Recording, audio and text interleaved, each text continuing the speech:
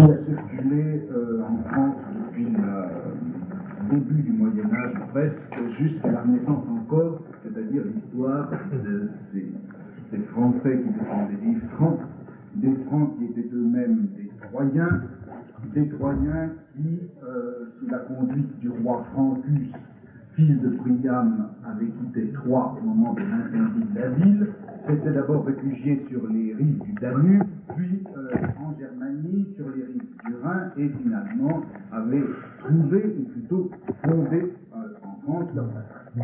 Bon. Ce récit, je ne veux pas essayer de savoir ce que, au Moyen-Âge, vous pouvez signifier, le rôle que pouvait avoir cette légende à la fois du périple et de la fondation de la patrie. Simplement m'interroger sur ce point. Il est tout de même étonnant que ce récit ait pu être repris et pu continuer à circuler à une époque comme la Renaissance. Non pas du tout à cause du caractère fantastique des dynasties ou des faits historiques auxquels il se référait, mais plutôt par le fait, c'est que dans cette légende, au fond, il y a une élision complète de Rome, élision complète de la Gaule d'abord ennemie de Rome, de la Gaule envahissant l'Italie et assiégeant Rome, élision aussi de la Gaule en tant que colonie romaine, élision de César, élision de la Rome impériale, et élision par conséquent de toute une littérature romaine qui était pourtant parfaitement connue à l'époque. Je crois que si Rome est ainsi élidée de ce récit troyen, c'est que, on peut le comprendre si on renonce à prendre ce récit des origines comme une sorte de tentative d'histoire qui serait encore engagée dans de vieilles croyances. Il me semble que c'est un discours qui a une fonction précise. Cette fonction précise, ce n'est pas tellement de raconter le passé, ni même de dire les origines, c'est un discours qui a pour fonction de dire le droit du pouvoir, c'est-à-dire que c'est une leçon, au fond, de droit public. Et c'est en tant que leçon de droit public, je crois, que ce récit a circulé, et c'est parce que c'est une leçon de droit public qu'au fond, Rome en est absente. Rome en est absente, mais Rome y est également présente sous une certaine forme en quelque sorte dédoublée, déplacée, jumelle. Rome est là, mais en miroir et en image.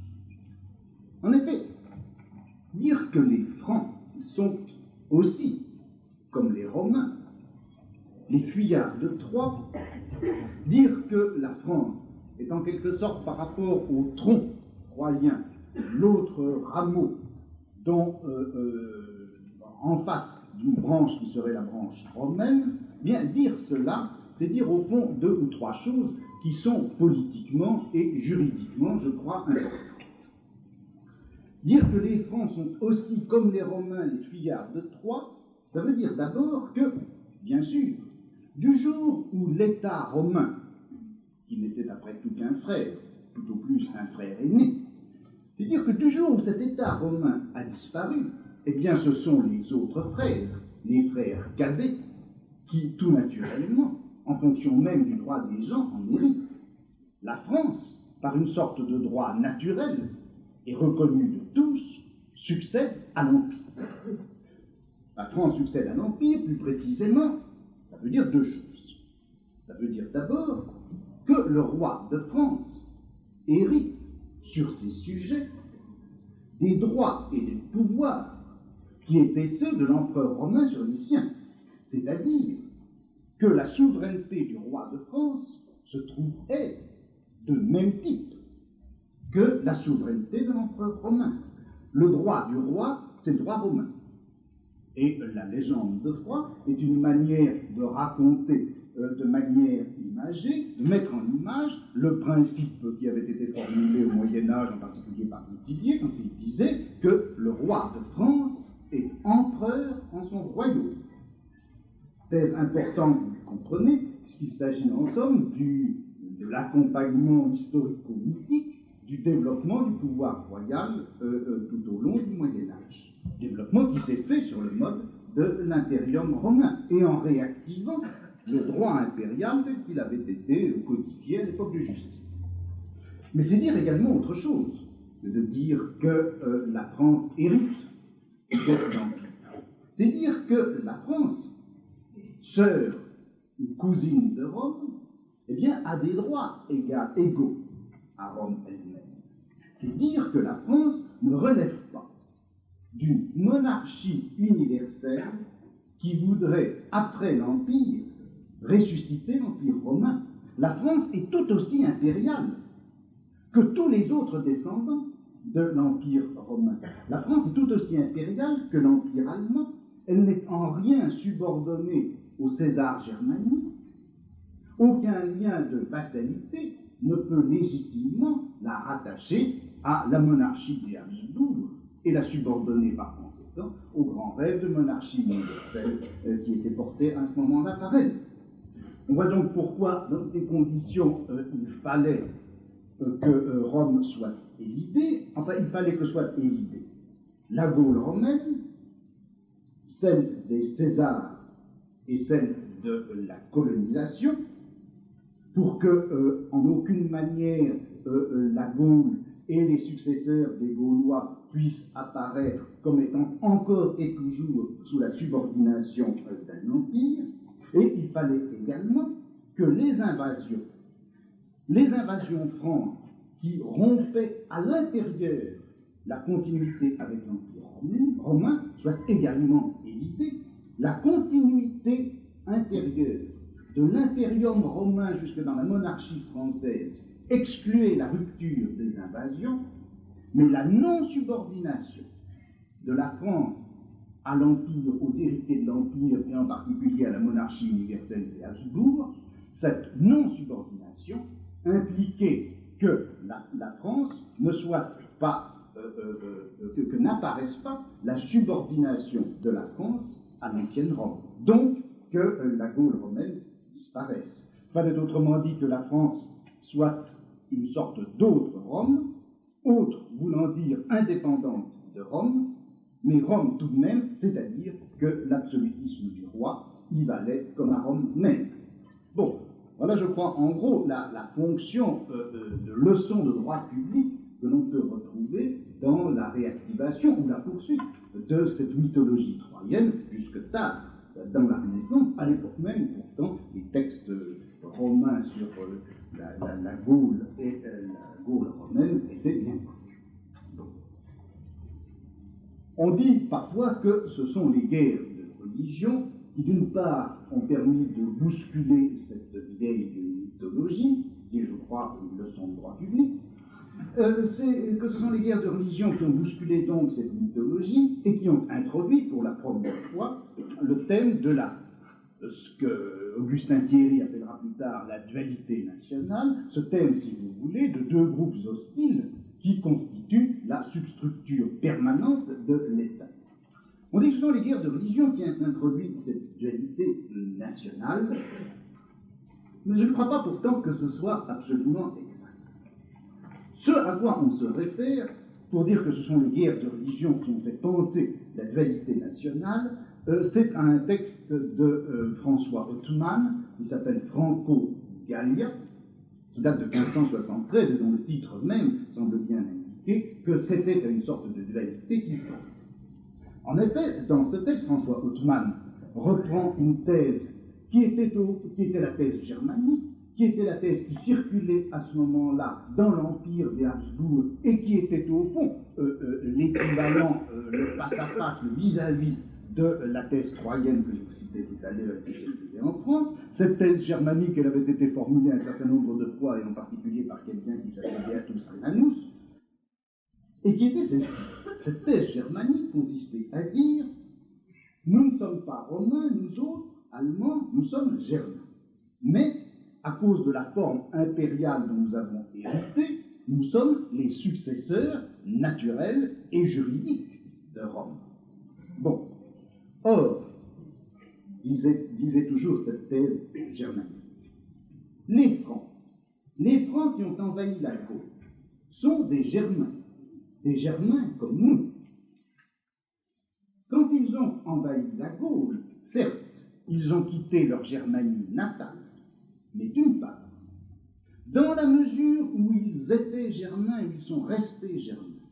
Ils demeurent par conséquent à l'intérieur de notre impérium, et comme d'autre part, ils ont envahi la Gaule, occupé la Gaule, vaincu les Gaulois, ils exercent eux-mêmes tout naturellement sur cette terre de conquête et de colonie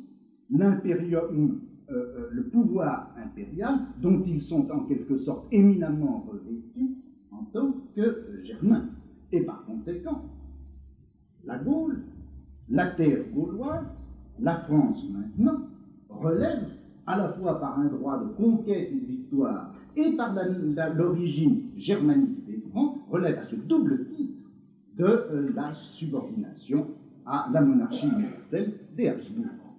Eh bien, c'est cette thèse que, curieusement jusqu'à un certain point, François Hautemann va reprendre, réintroduire en France en 1573, et c'est cette thèse qui va avoir, à partir de ce moment-là, un succès fort considérable, au moins jusqu'au début du XVIIe siècle. Hautemann reprend la thèse allemande et il dit, eh bien, en effet, les Francs qui ont à un moment donné envahi la Gaule et constitué une nouvelle monarchie, ces Francs ne sont pas des Troyens, ce sont des Germains. Après une longue guerre, ils ont envahi la Gaule, ils ont vaincu les Romains et les ont chassés, et ils ont fondé à ce moment-là une nouvelle monarchie. Reproduction à peu près littérale de la thèse de Rhénanous, de la thèse germanique, je dis à peu près littérale, car il y a tout de même une différence, qui est la différence, c'est-à-dire que Hautemann ne dit pas que les Francs ont vaincu les Gaulois, il dit qu'ils ont vaincu les Romains. Et c'est là, je crois, ce qui fait la différence fondamentale. Le texte de Hautemann est à coup sûr important. Il est important parce qu'il introduit, à peu près à la même époque où on le voit apparaître en Angleterre, ce thème fondamental de l'invasion, cet élément qui est à la fois la croix des juristes et la nuit des rois, qui est cette invasion au cours desquelles les États disparaissent et d'autres États naissent, ça va être en effet autour de cela que tous les débats juridico-politiques vont se nouer. Désormais, à partir de cette discontinuité fondamentale, il est évident que l'on ne pourra plus raconter une leçon de droit public qui aurait pour fonction de garantir le caractère ininterrompu du pouvoir, ininterrompu de la généalogie des rois et de leur pouvoir, que désormais le grand problème du droit public va être le problème de ce qu'un successeur de Hautemann, Paquet, va appeler l'entre-suite, c'est-à-dire qu'est-ce qui se passe lorsque un État succède à un autre État, qu'est-ce qui se passe et qu'en est-il du droit public dès lors que les États ne se succèdent pas par une sorte de continuité que rien n'interrompt, mais que les États naissent, ont leur phase de puissance, puis leur décadence, et finalement disparaissent entièrement. Qu'est-ce qui se passe à ce moment-là quant au droit public et quant au pouvoir des rois? Hautemann a effectivement posé ce problème. Mais je ne pense pas qu'en posant ce problème, il ait posé un problème différent, fort différent de celui, si vous voulez, de la nature cyclique et de la vie précaire des États, qui est le problème des deux nations étrangères intérieures à l'État.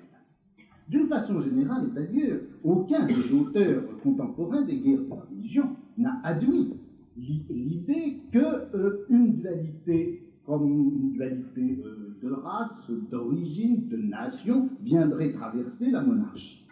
Et d'ailleurs, c'était impossible qu'il dise cela, parce que, d'une part, les tenants d'une religion unique posaient évidemment le principe une foi, une loi, un roi.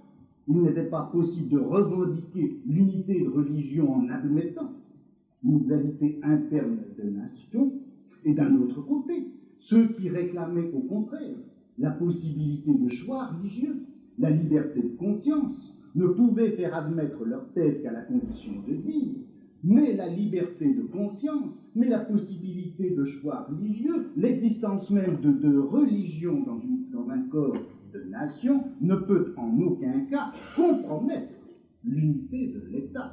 L'unité de l'État n'est pas entamée par la liberté de conscience. Donc, que l'on prenne la thèse de l'unité religieuse ou au contraire que l'on soutienne la possibilité d'une liberté de conscience, la thèse de l'unité de l'État a été au contraire renforcée tout au cours des guerres de religion. Et ce que Hoffmann a voulu dire lorsqu'il a raconté l'histoire dont vous parlez tout à l'heure, ce qu'il a voulu dire, c'est tout autre chose. Ça a été une manière de proposer un modèle juridique de gouvernement opposé à l'absolutisme romain que la monarchie française voulait reconstituer.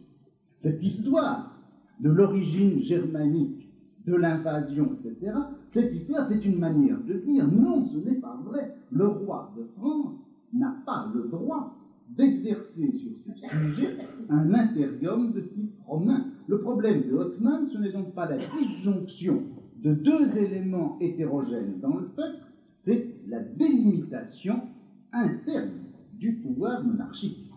De là, la manière dont il raconte la fable, dont il dit « Les Gaulois et les Germains étaient en fait à l'origine des peuples frères. Ils s'étaient établis dans deux régions voisines, de ce côté-ci et de ce côté-là du Rhin. Il n'y aura donc aucun caractère d'invasion étrangère lorsque les Germains viendront en Gaule. Ils viendront en réalité presque chez eux, en tout cas chez leurs frères. Et qu'est-ce qui est étranger aux Gaulois ? Bien, ce qui est étranger aux Gaulois, ce sont les Romains. Les Romains qui ont imposé par l'invasion et par la guerre racontée par César, qui ont imposé un régime politique qui est celui de l'absolutisme. Ils ont établi, eux les étrangers, quelque chose d'étranger même à la Gaule, c'est l'impérium romain. Les Gaulois ont résisté, ils ont résisté pendant des siècles, ils ont résisté d'une façon qui n'a guère eu de succès, et ce sont finalement leurs frères germaniques qui, vers le IVe et Ve siècle, ont commencé à entreprendre en faveur des frères gaulois une guerre qui a été une guerre de libération. Et les Germains sont venus, non pas comme des envahisseurs, mais comme un peuple frère, aidant son peuple frère à se libérer des envahisseurs et des envahisseurs romains.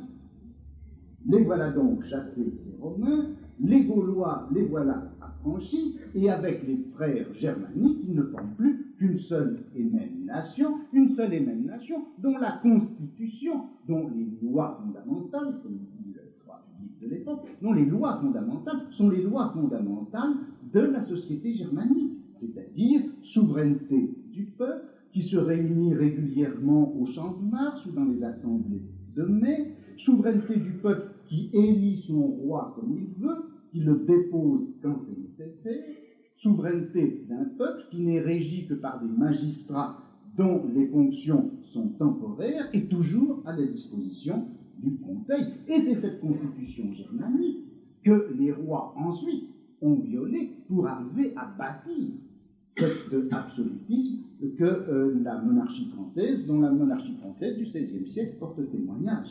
Bon, bien dans cette histoire que raconte Hoffmann, vous voyez qu'il ne s'agit aucunement d'établir une dualité, au contraire, il s'agit de nouer très fortement une unité, en quelque sorte, germano-française, franco-galloise, franco-gallia, comme il dit. Il s'agit donc d'établir une unité profonde, et il s'agit en même temps de raconter sous forme d'histoire, eh bien, en quelque sorte, le dédoublement du présent. Il est clair que ces Romains envahisseurs dont parle Hoffmann, c'est l'équivalent transposé dans le passé de la Rome du pape et de son clergé. Les Germains fraternels et libérateurs, c'est évidemment la religion réformée venant d'outre-Rhin. L'unité du royaume avec la souveraineté du peuple, eh bien, c'est le projet politique d'une monarchie constitutionnelle que l'on trouve dans beaucoup de cercles protestants de l'époque. Bon, ce discours de Hoffmann est important. Il est important parce qu'il noue, et d'une façon qui va être sans doute définitive, le projet de limiter l'absolutisme royal à la redécouverte dans le passé d'un certain modèle historique précis, qui, à un moment donné, aurait fixé les droits réciproques du roi et de son peuple, et qui aurait été, par la suite, oublié ou violé. Le lien qui va exister depuis le XVIe siècle entre la délimitation du droit de la monarchie, la reconstitution d'un modèle passé, et en quelque sorte la révolution en tant que remise au jour d'une constitution fondamentale et oubliée, c'est cela qui se noue, je crois, dans le discours d'Othman, et pas du tout un dualisme. Cette thèse germanique, au départ, était d'origine protestante. En fait, elle a très vite circulé, non seulement dans les milieux protestants, mais dans les milieux catholiques, à partir du moment où, sous le règne d'Henri III, et surtout au moment de la conquête par Henri IV du pouvoir, les catholiques, au contraire, ont eu intérêt à chercher une limitation du pouvoir royal, et brusquement se sont retournés contre l'absolutisme royal, de sorte que cette thèse protestante de l'origine germanique, vous la trouvez chez des historiens et catholiques comme Duthier, Jean de Terre, etc. C'est cette thèse qui, à partir, disons, du premier tiers du XVIIe siècle, va être l'objet d'une entreprise, sinon exactement de disqualification, mais une entreprise en quelque sorte pour la contourner, cette espèce d'origine germanique, cet élément germanique, avec ce qu'il comportait de doublement inacceptable pour le pouvoir monarchique, inacceptable quant à l'exercice du pouvoir et au principe du droit public, inacceptable également par rapport à la politique européenne de Richelieu et de Louis XIV. Alors pour court-circuiter, pour contourner cette fondation germanique de la France, alors plusieurs moyens ont été employés, deux surtout. L'un, une sorte de retour au mythe troyen qui en effet se réactive au milieu du XVIIe siècle, mais surtout la fondation, la mise en place d'un thème absolument nouveau, qui va être fondamental, qui est le thème de ce que j'appellerais le gallocentrisme radical, qui consiste à dire ceci. C'est que les Gaulois, ces Gaulois, donc, en effet, Othman avait fait apparaître comme partenaires importants dans cette préhistoire de la monarchie française, les Gaulois chez Othman, c'était en quelque sorte une matière un peu inerte, c'était un substrat, c'était des gens qui avaient été vaincus, occupés et qu'il avait fallu libérer de l'extérieur. Eh bien, ces Gaulois vont venir à partir du XVIIe siècle. Principe premier, moteur en quelque sorte de l'histoire, et par une sorte de renversement des polarités et des valeurs, ce sont les Gaulois qui vont être l'élément premier, fondamental, et les Germains, au contraire, ne vont être présentés que comme une sorte de prolongement des Gaulois. La Germanie, les Germains, c'est un épisode seulement dans l'histoire des Gaulois. C'est cette thèse que vous trouvez chez des gens comme Audigier, comme Tarot, etc. Et Audigier raconte par exemple que les Gaulois ont été les pères de tous les peuples d'Europe. Il raconte qu'un certain roi de Gaule, qui s'appelait Ambigate, s'était trouvé devant une nation si riche, si pleine, si pléthorique, avec une population si débordante, qu'il avait fallu qu'il en liquide une partie, et il avait envoyé un de ses neveux en Italie, et l'autre, un certain Tigorvès, aurait été envoyé en Germanie. Et c'est à partir de là, de cette espèce d'expansion et de colonisation, que les Gaulois, que la nation française aurait été en quelque sorte la matrice de tous les autres peuples d'Europe, et même au-delà de l'Europe. C'est ainsi, dit Audigier, que la nation française n'a qu'une même origine, avec tout ce que le monde a eu de plus terrible, de plus brave et de plus glorieux, c'est-à-dire avec les Vandales, les Goths, les Bourguignons, les Anglais, les Hérules, les Huns, les Silinges, les Gépides, les Alains, les Russiens, les Lombards, les Thuringiens, les Turcs, les Tartares, les Perses et même les Normands. Les Francs du IVe, Ve siècle, qui donc vont envahir la Gaule, n'étaient que des rejetons de cette sorte de Gaule primitive. Ces Francs étaient des Gaulois simplement avides de revoir leur pays. Et quand ils ont envahi la Gaule au IVe ou Ve siècle, il ne s'agissait absolument pas pour eux de libérer une Gaule asservie, de libérer des frères vaincus. Il s'agissait simplement d'une nostalgie profonde et du désir aussi de bénéficier d'une civilisation gallo-romaine qui était florissante.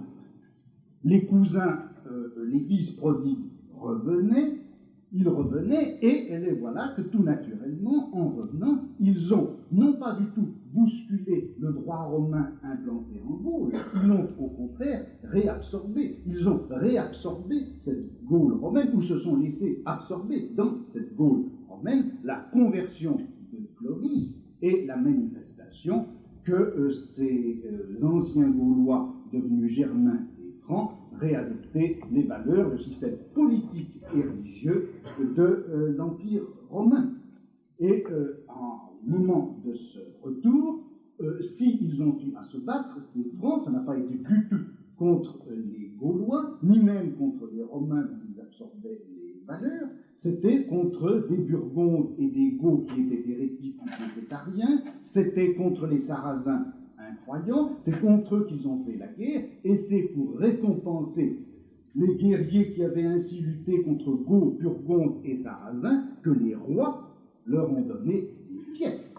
L'origine de ce qui ne s'appelle pas encore à cette époque-là la féodalité est ainsi fixée dans ces guerres. Bon, cette fable, vous le voyez, permettait un certain nombre de choses. Ça permet d'affirmer, bien sûr, le caractère autochtone de la population gauloise.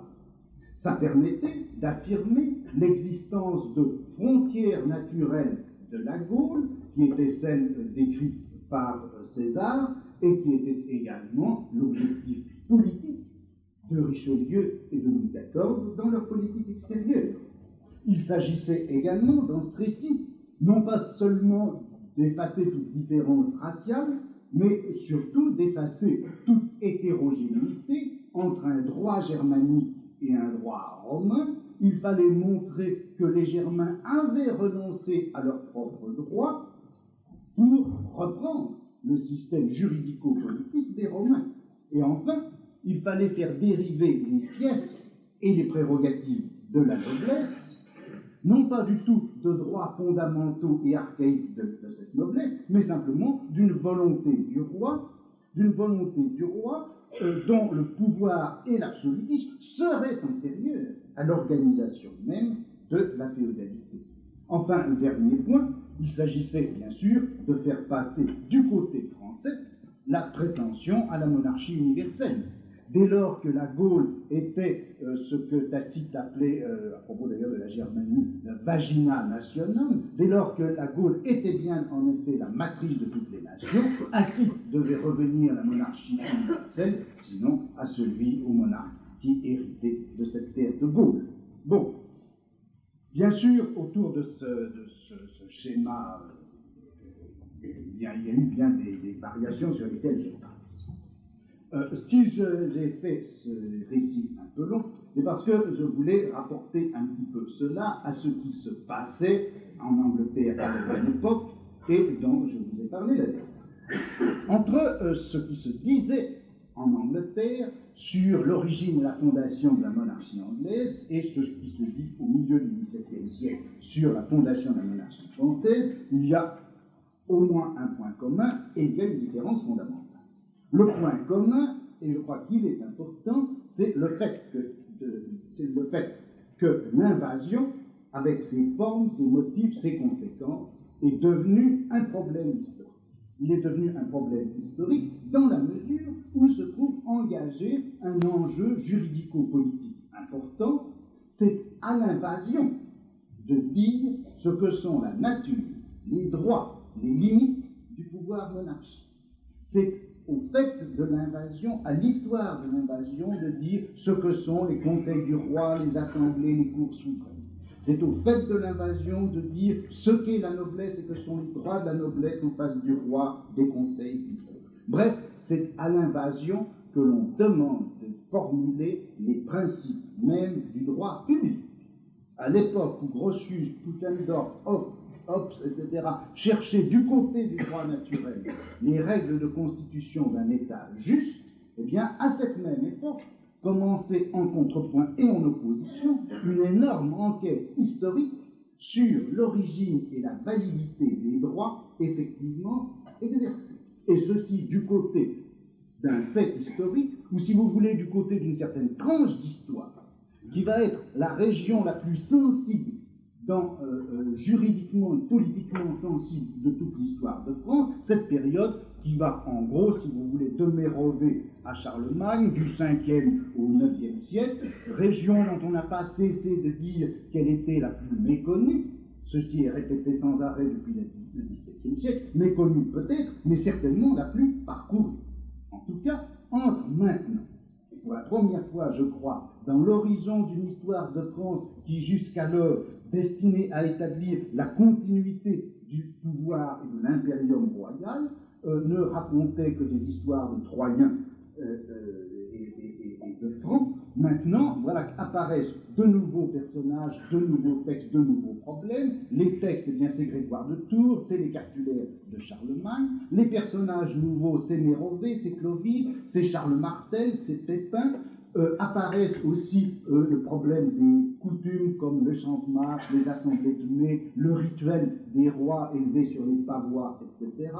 Apparaissent des événements comme le baptême de Clovis, la bataille de Poitiers, le couronnement de Charlemagne, des anecdotes symboliques comme ce vase de Soissons où on voit le roi Clovis renoncer à un droit ou une prétention devant le droit de ses guerriers et s'en vengeant ensuite. Bon, tout ceci nous donne un paysage historique nouveau, un référentiel nouveau, et il ne se comprend que dans la mesure où il existe entre ce matériel nouveau et les discussions politiques sur le droit public une corrélation très forte.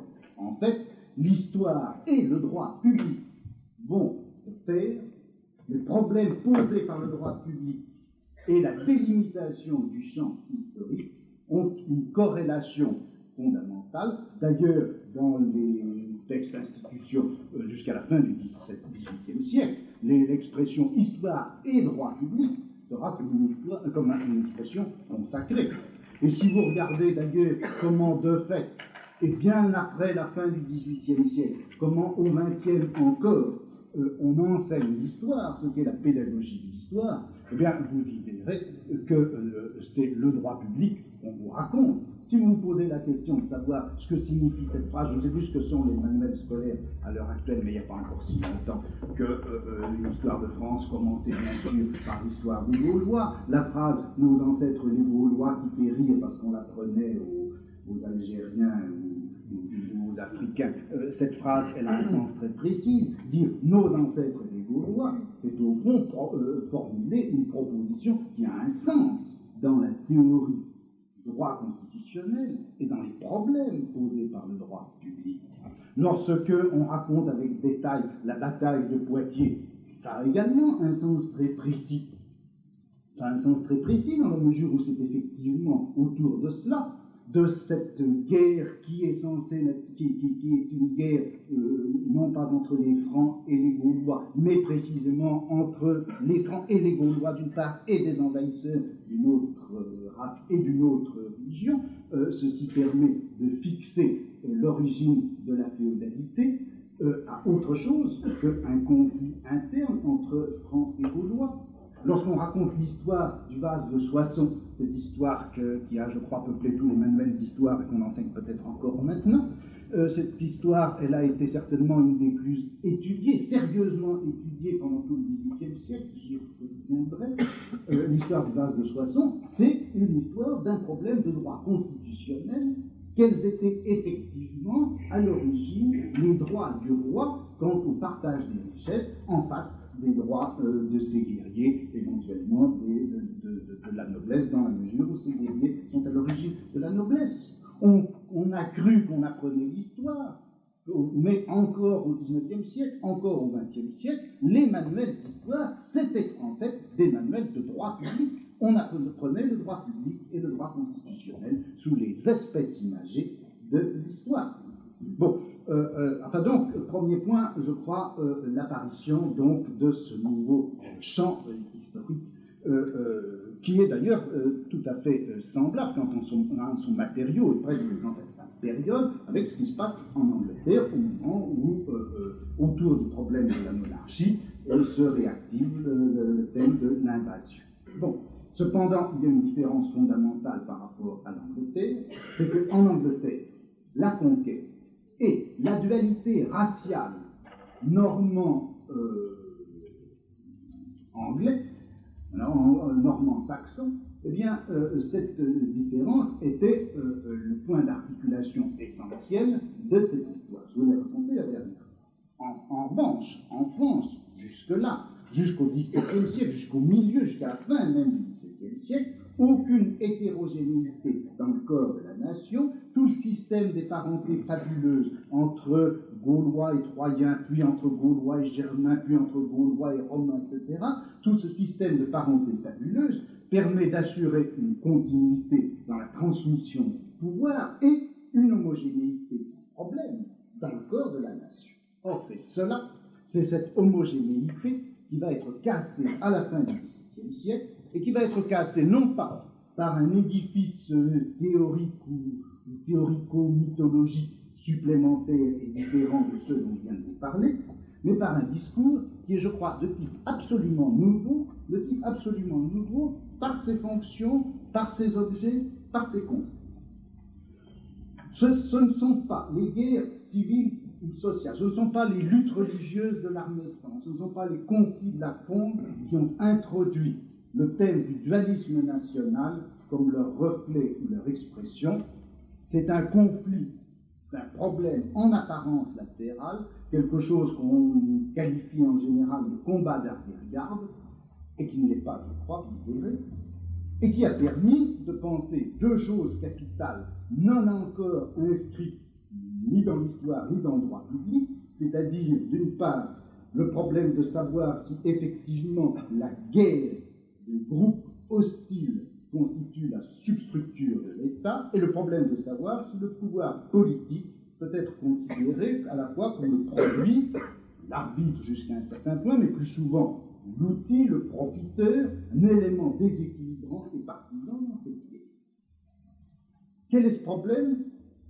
Problème précis, limité, mais essentiel tout de même, je crois, le problème à partir duquel la thèse implicite, qui n'avait même pas besoin d'être formulée quand elle était acceptée, de l'homogénéité du corps social, comment est-ce qu'elle va être cassée, cette thèse? Eh bien, je crois à partir d'un problème qui est un problème de, je appellerais, si vous voulez, la pédagogie politique.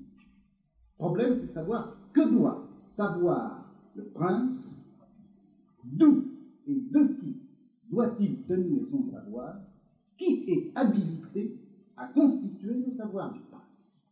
D'une façon précise, il s'agissait tout simplement de la fameuse éducation du duc de Bourgogne.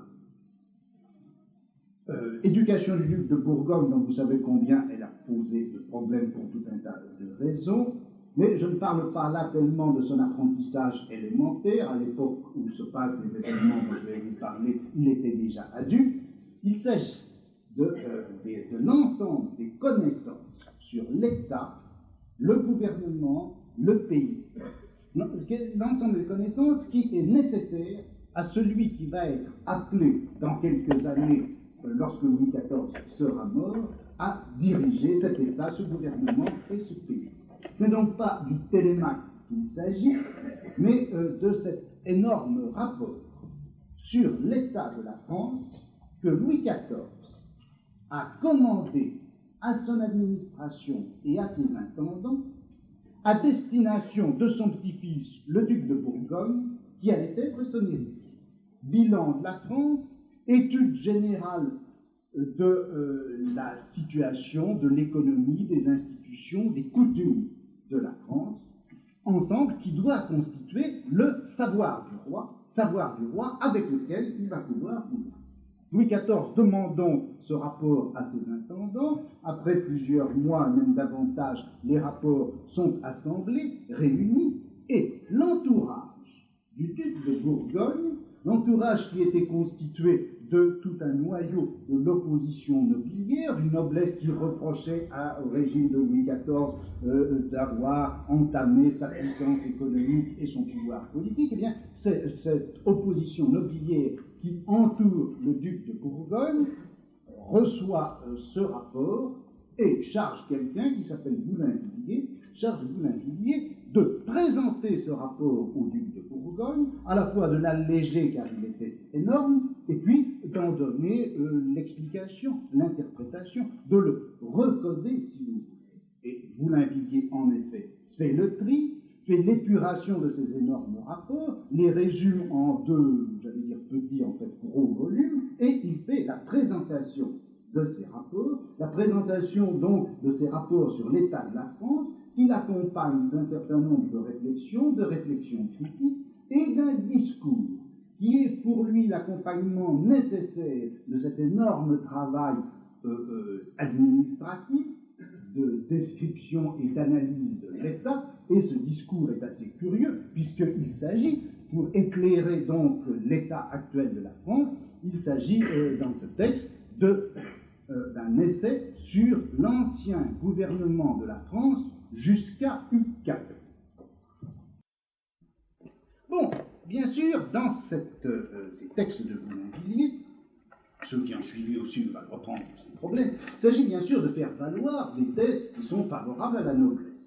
Bon, on critique la vénalité des charges qui sont défavorables à la noblesse appauvrie, on proteste contre le fait que la noblesse a été dépossédée de son droit de juridiction et des profits qui lui étaient liés.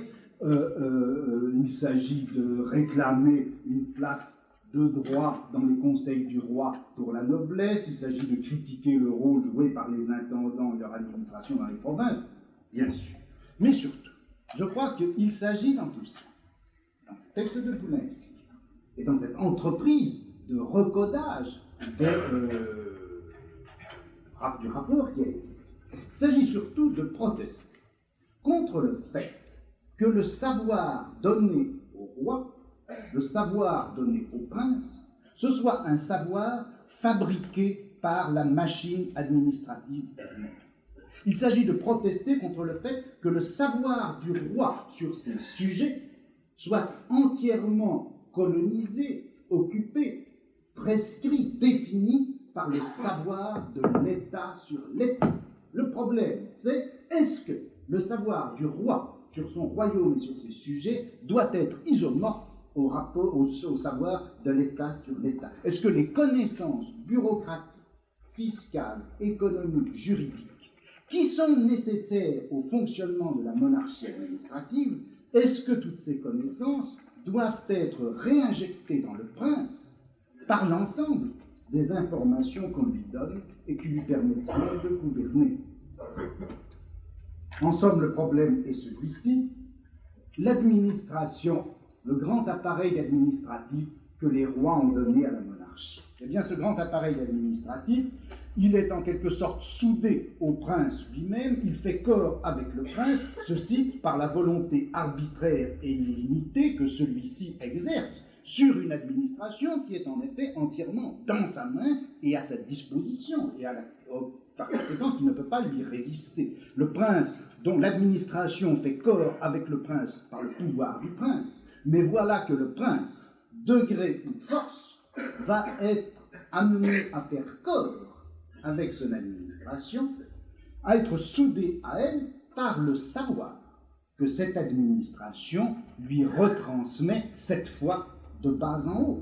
L'administration permet au roi de faire régner sur le pays une volonté sans limite, mais inversement, l'administration règne sur le roi par la qualité et la nature du savoir qu'elle lui impose. Et je crois que la cible de Boulainvilliers, de ceux qui l'entouraient à cette époque, la cible également de ses successeurs, comme le comte de Buanancé au milieu du XVIIIe siècle, la cible également de Montlosier, dont le problème sera bien plus compliqué, puisque lui, il écrira au début de la Restauration contre l'administration impériale. De toute façon, la cible de tous ces historiens liés à la réaction nobiliaire, leur cible, ce sera le mécanisme de savoir-pouvoir qui, depuis le XVIIe siècle, lie l'appareil administratif à l'absolutisme de l'État. Et je crois que les choses se sont un peu passées comme si la noblesse appauvrie, repoussée en partie de l'exercice du pouvoir, avait pris pour objectif premier, non pas tellement la reconquête directe et immédiate de ce pouvoir, non pas non plus la récupération de ces richesses qui lui étaient sans doute devenues définitivement inaccessibles. La noblesse a pris pour objectif premier de son offensive ou de sa contre-offensive, si vous voulez, eh bien, un chaînon important dans le système du pouvoir, un chaînon important qu'elle avait négligé et qu'elle avait sans doute négligé de tout temps, même à l'époque où elle, la noblesse, était pourtant au fait de sa puissance, cette pièce stratégique, elle avait été donc négligée par la noblesse et occupée à sa place par l'Église, par les clercs, par les magistrats, puis par la bourgeoisie, les administrateurs, les financiers même. Cette position a réoccupé en tout premier lieu l'objectif stratégique que Boulainvilliers va fixer désormais à la noblesse. La condition de toutes les revanches, ce n'est pas, comme on disait dans le vocabulaire de la cour, la faveur du prince. Ce qu'il faut regagner, ce qu'il faut occuper maintenant, c'est le savoir du roi ou un certain savoir commun au roi et aux nobles, loi implicite, engagement réciproque du roi avec son aristocratie. Il s'agit de réveiller la mémoire qui a été étourdiment distraite des nobles et les souvenirs, joyeusement et peut-être méchamment ensevelis du monarque, pour reconstituer le juste savoir du roi qui sera le juste fondement d'un gouvernement juste. Tout un travail par conséquent de ça pour investir à nouveau le savoir du roi. C'est ce contre-savoir du roi qui va prendre la forme de recherche historique absolument nouvelle. Je dis contre-savoir parce que ce savoir nouveau et ces méthodes nouvelles pour investir le savoir du roi se définissent d'abord, je crois, pour Boulainvilliers et ses successeurs, se définissent d'abord d'une manière négative par rapport à deux savoirs ennemis. Deux savoirs qui sont les deux faces, si vous voulez, peut-être les deux phases aussi du savoir administratif. Premièrement, le grand ennemi de ce savoir nouveau que la noblesse, par laquelle la noblesse veut reprendre pied dans le savoir du roi, eh bien, le premier savoir qu'il faut écarter, c'est le savoir juridique, je dirais le savoir du tribunal, du procureur, le savoir du jurisconsulte et du greffier, savoir haïssable bien sûr pour les nobles, puisque c'est ce savoir qui les a piégés, qui les a dépossédés par les arguties qu'ils ne comprenaient pas, qui les a dépouillés sans même qu'ils puissent bien s'en rendre compte, qui les a dépouillés de leurs droits de juridiction et puis même de leurs biens. Mais c'est un savoir qui est haïssable aussi, parce que c'est un savoir en quelque sorte circulaire, qui renvoie du pouvoir au pouvoir. Quand le roi, pour connaître ses droits, interroge le greffier ou le jurisconsulte, quelle réponse peut-il obtenir, sinon un savoir établi du point de vue du juge et du procureur que lui, le roi, a créé lui-même, et où par conséquent, il n'est pas surprenant que le roi trouve tout naturellement la louange de son propre pouvoir, louange qui d'ailleurs masqueront peut-être des détournements de pouvoir subtils opérés par le procureur, le greffier, etc.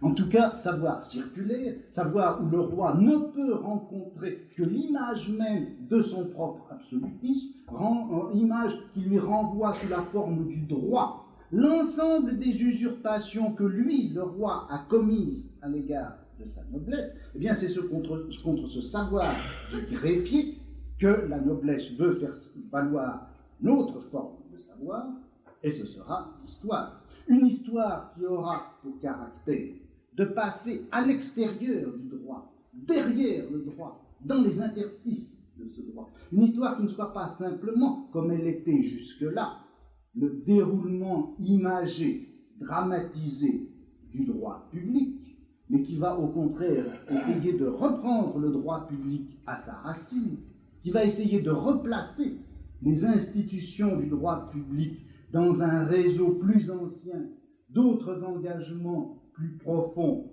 plus solennel, plus essentiel. Il s'agit donc contre le savoir du greffier, où le roi ne peut rencontrer que la louange de son absolutisme, c'est-à-dire encore et toujours la louange de Rome. Eh bien, il s'agit de faire valoir contre ce savoir du greffier un fond d'équité historique derrière l'histoire du droit. Il s'agit de réveiller des engagements non écrits, des fidélités qui n'ont pas eu de lettres ni de textes sans doute. Il s'agit de réactiver des dettes oubliées. Il s'agit de réactiver le sang versé par la noblesse pour le roi. Il s'agit aussi de faire apparaître l'édifice même du droit comme le résultat, dans ses institutions même les plus validées, même dans ses ordonnances les plus explicites et les mieux reconnues. Il s'agit de faire valoir derrière cela, à la racine de tout cela, toute une série d'iniquités, d'injustices, d'abus, de dépossessions, de trahisons, d'infidélités commis par le pouvoir royal qui a renié ses engagements à l'égard de la noblesse, et également par les Robins qui ont usurpé à la fois sur le pouvoir de la noblesse et peut-être, sans qu'ils s'en rendent bien compte aussi, sur le pouvoir royal. L'histoire du droit, ce sera donc la dénonciation des trahisons et de toutes les trahisons qui se sont branchées sur les trahisons.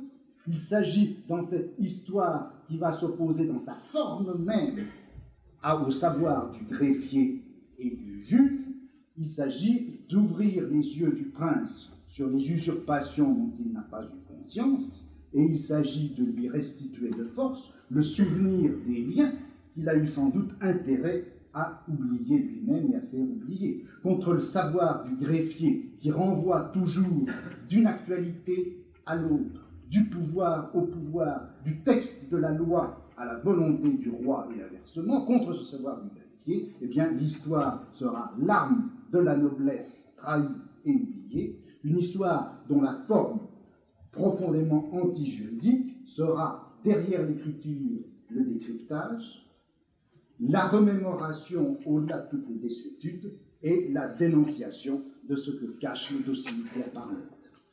Voilà le premier grand adversaire de ce savoir historique que la noblesse veut lancer pour réoccuper le savoir du roi. L'autre grand adversaire, ce n'est plus le savoir du juge, ce n'est plus le savoir du greffier, c'est le savoir de l'intendant. Non plus le greffe, mais le bureau. Savoir lui aussi haïssable, et pour des raisons symétriques, puisque c'est ce savoir des intendants qui a permis de rogner sur les richesses et les pouvoirs des nobles. C'est un savoir qui lui aussi ne peut qu'éblouir le roi et lui faire illusion, puisque c'est grâce à ce savoir des intendants que le roi peut faire passer sa puissance, obtenir obéissance, assurer la fiscalité, etc.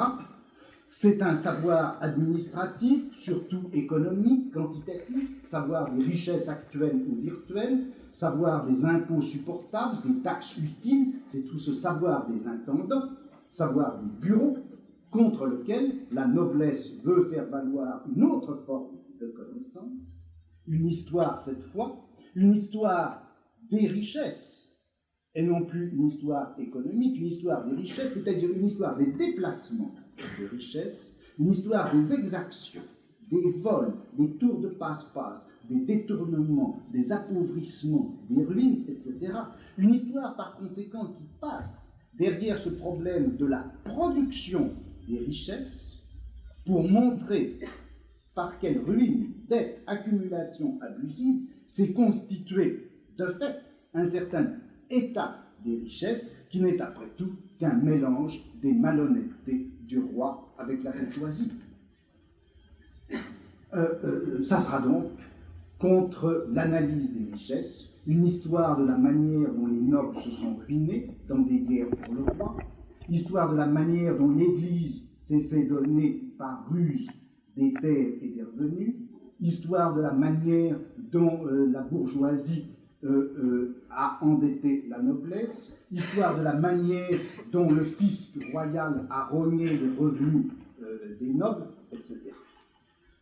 Ces deux hostilités, ces deux grands discours auxquels l'histoire de la noblesse veut s'opposer, discours du greffier, discours de l'intendant, discours du tribunal et discours du bureau, eh bien ces deux hostilités, elles n'ont sans doute pas eu la même chronologie. La lutte contre le savoir juridique est sans doute plus fort, plus actif, plus intense à l'époque de Boulainvilliers, c'est-à-dire fin XVIIe siècle, début XVIIIe siècle. La lutte contre le savoir économique, il est beaucoup plus violent, bien entendu, au milieu du XVIIIe siècle, à l'époque des physiocrates. Le grand adversaire de Buat-Nançay, ça sera la physiocratie.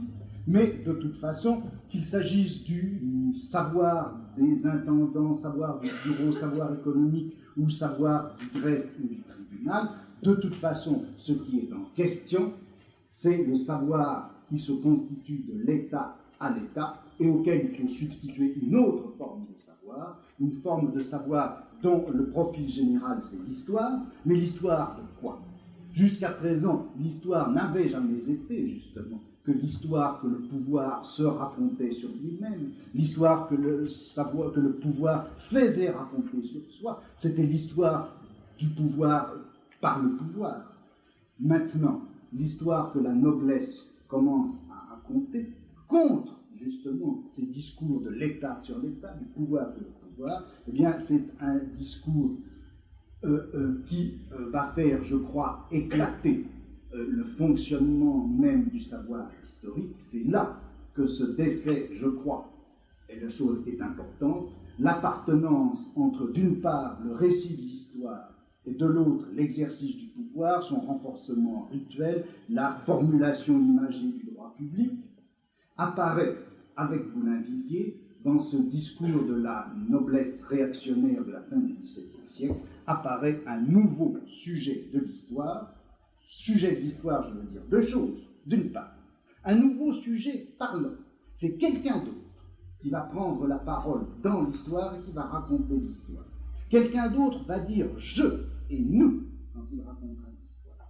Quelqu'un d'autre va faire le récit de sa propre histoire. Quelqu'un d'autre va réorienter le passé, les événements, les droits et les injustices, les défaites et les victoires autour de lui-même et de son propre destin. Déplacement par conséquent du sujet parlant dans l'histoire, mais déplacement du sujet de l'histoire aussi en ce sens qu'il y a une modification dans l'objet même du récit de l'histoire, dans son sujet entendu comme thème ou objet si vous voulez, c'est-à-dire modification de l'élément premier, antérieur, plus profond, qui va permettre de définir par rapport à lui les droits, les institutions, la monarchie et la terre elle-même. Bref, ce dont on parlera, ce sera des péripéties de quelque chose qui passe sous l'État, de quelque chose qui traverse le droit, de quelque chose qui est à la fois plus ancien, plus profond que les institutions. Ce nouveau sujet de l'histoire, qui est à la fois celui qui parle dans le récit historique, et ce dont parle ce récit historique, ce nouveau sujet de l'histoire, qui apparaît quand on écarte le discours administratif ou juridique de l'État sur l'État, eh bien qu'est-ce que c'est? C'est ce qu'un historien de cette époque-là appelle une société mais entendue comme association, groupe, ensemble d'individus réunis par un statut. Donc, une société composée d'un certain nombre d'individus qui a ses mœurs, ses usages et même sa loi particulière. Ce quelque chose qui parle désormais dans l'histoire, qui prend la parole dans l'histoire et dont on va parler dans l'histoire, ce quelque chose, c'est ce que le vocabulaire de l'époque désigne par le mot de nation. La nation n'est pas à cette époque du tout quelque chose qui se définirait par une unité de territoire ou par une morphologie politique définie ou par un système de sujétion à un impérium quelconque. La nation est sans frontières, la nation est sans système de pouvoir défini, la nation est sans État, la nation circule derrière les frontières et les institutions, la nation est plutôt les nations, c'est-à-dire les ensembles, les sociétés, les groupements de gens, d'individus qui ont ensemble quoi? Un statut, des mœurs, des usages, une certaine loi particulière, mais loi entendue beaucoup plutôt comme régularité statutaire que comme loi étatique. C'est de cela de ces éléments-là qu'il va être question dans l'histoire, et ce sont ces éléments-là, c'est la nation qui va prendre la parole, la noblesse. La noblesse, c'est une nation en face de bien d'autres nations qui circulent dans l'État et qui s'opposent les unes aux autres. C'est de cette notion, de ce concept de nation que vont sortir à la fois le fameux problème révolutionnaire de la nation. C'est de là que va sortir, bien sûr, les concepts fondamentaux du nationalisme du XIXe siècle. C'est de là aussi que va sortir la notion de race. C'est de là, enfin, que va sortir la notion de classe. Avec ce nouveau sujet de l'histoire, ce nouveau sujet parlant dans l'histoire, ce nouveau sujet parlé dans l'histoire, eh bien, apparaît aussi, bien sûr, toute une nouvelle morphologie du savoir historique. C'est désormais un savoir qui va avoir un domaine d'objet, un référentiel nouveau, tout un champ de processus jusque-là non seulement obscur mais totalement négligé, remonte à la surface comme thématique première de l'histoire. Eh bien, tous ces processus sombres qui se passent au niveau des groupes qui s'affrontent sous l'État et à travers les lois, histoire sombre des alliances, des rivalités de groupes, des intérêts masqués ou trahis, histoire des détournements de droits, des déplacements de fortune, histoire des fidélités et des trahisons, histoire des dépenses, des exactions et des dettes, des duperies, des oublis, des inconsciences, etc.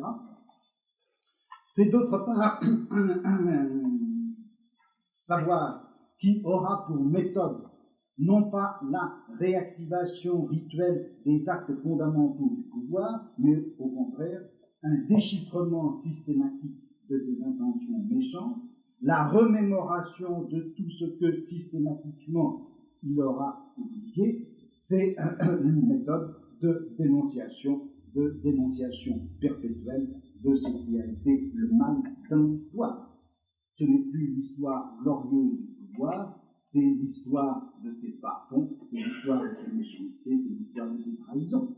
Et du même coup, ce discours nouveau, qui a donc un sujet nouveau, qui a donc un référentiel nouveau, il s'accompagne aussi à ce qu'on pourrait appeler, si vous voulez, un pathos nouveau, entièrement différent du grand rituel cérémonial qui accompagnait encore obscurément le discours de l'histoire quand on racontait ces histoires de Troyens, de Germains, etc.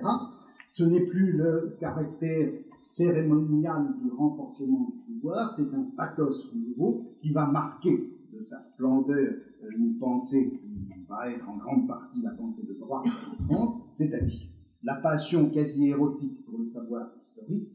Deuxièmement, la perversion systématique d'une intelligence interprétative. Troisièmement, l'acharnement de la dénonciation. Quatrièmement, enfin, l'articulation de l'histoire sur quelque chose qui sera un complot, une attaque contre l'État, quelque chose comme un coup d'État, ou un coup sur l'État, ou un coup contre l'État.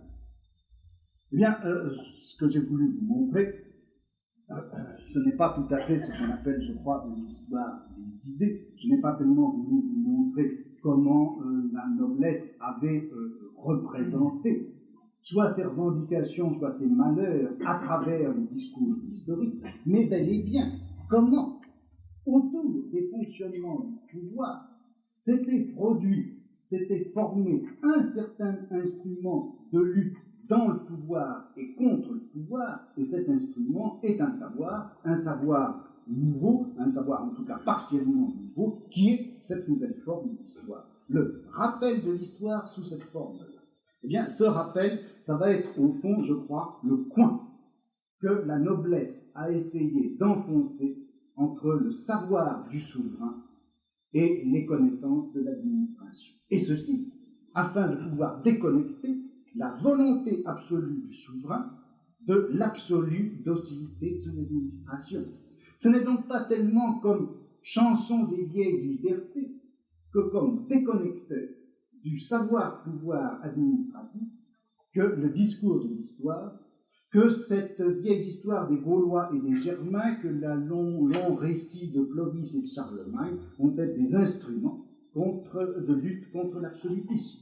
C'est pourquoi je crois D'abord, ce type de discours, qui est donc d'origine nobiliaire et réactionnaire, ce type de discours va circuler avec bien des modifications et des contenus de forme, chaque fois justement qu'un groupe politique voudra, pour une raison ou pour une autre, s'en prendre à cette charnière du pouvoir et du savoir dans le fonctionnement de l'État absolu ou de la monarchie administrative. C'est pourquoi, tout naturellement, ce même type de discours, jusque dans ses formulations, vous allez le retrouver aussi bien dans ce qu'on pourrait appeler la droite que la gauche, dans la réaction nobiliaire ou dans les textes des révolutionnaires d'avant ou d'après 1789. Je vous cite simplement un texte qui est celui-ci. C'est à propos du roi justement, du roi injuste, du roi de méchanceté et de trahison. Quel châtiment crois-tu, dit l'auteur qui s'adresse à ce moment-là à Louis XVI, quel châtiment crois-tu que mérite un homme aussi barbare? Malheureux héritier d'un amas de rapines, crois-tu donc que la loi de Dieu n'est pas faite pour toi? Ou es-tu plus qu'un homme pour que tout doive être rapporté à ta gloire et subordonné à ta satisfaction? Qui donc es-tu? Car si tu n'es pas un dieu, alors tu es un monstre. Cette phrase, elle n'est pas de Marat, elle est du comte du Bois-Nancet, qu'il écrivait en 1778 à Louis XVI. Et elle sera reprise textuellement par les révolutionnaires 10 ans après. Vous comprenez que si effectivement ce type-là de savoir historique, ce nouveau type de discours joue en effet ce rôle politique majeur à la charnière du pouvoir et du savoir de la monarchie administrative, vous comprenez bien pourquoi le pouvoir royal n'a pas pu ne pas essayer d'en reprendre à son tour le contrôle. Tout comme ce discours circulait ainsi de la droite à la gauche, de la réaction nobiliaire au projet révolutionnaire bourgeois, eh bien, de la même façon, le pouvoir royal a cherché à se l'approprier ou à le contrôler. Et c'est ainsi qu'on voit, qui prouve la valeur politique, l'enjeu politique capital qu'il y avait dans ce savoir historique, on voit à partir de 1760 le pouvoir royal essayer d'organiser, en quelque sorte de replacer dans son jeu de savoir et de pouvoir, entre le pouvoir administratif et les connaissances qui se formaient à partir de lui, il a voulu replacer ce savoir historique. Et c'est ainsi qu'à partir de 1760, on voit s'esquisser une institution qui serait en gros une sorte de ministère d'histoire.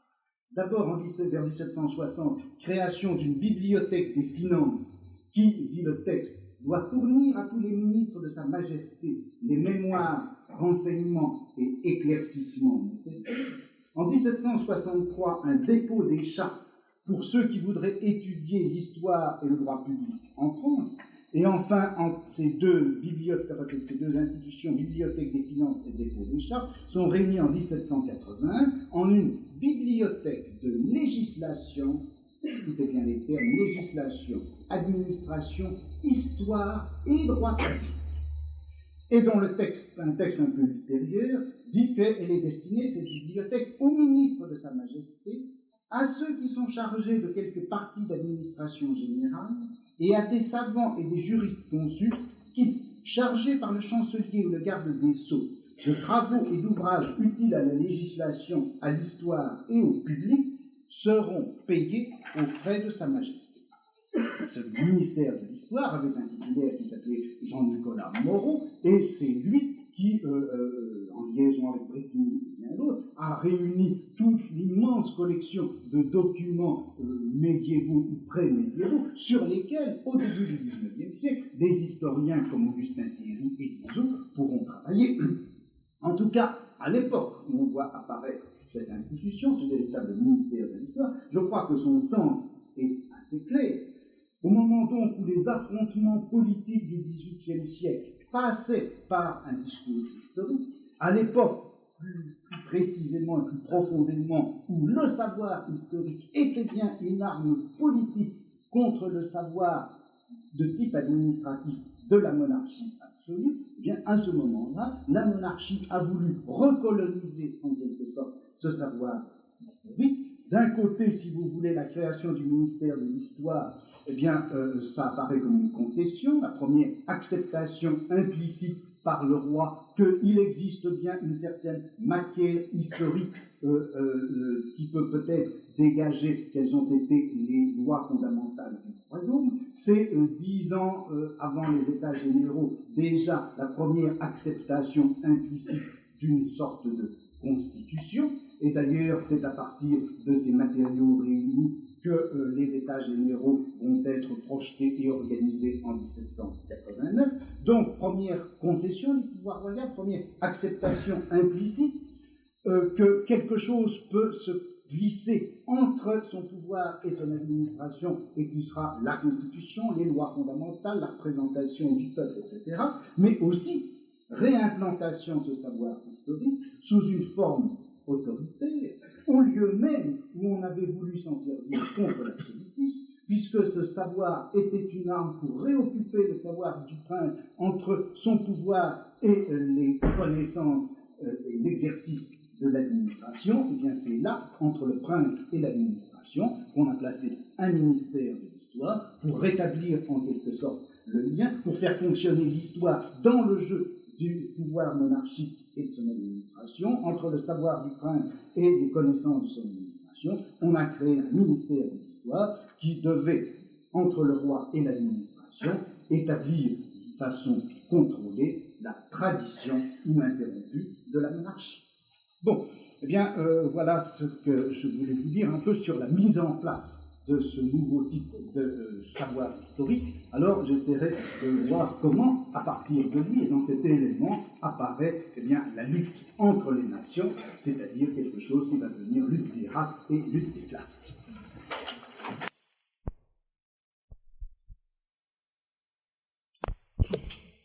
18 février 76.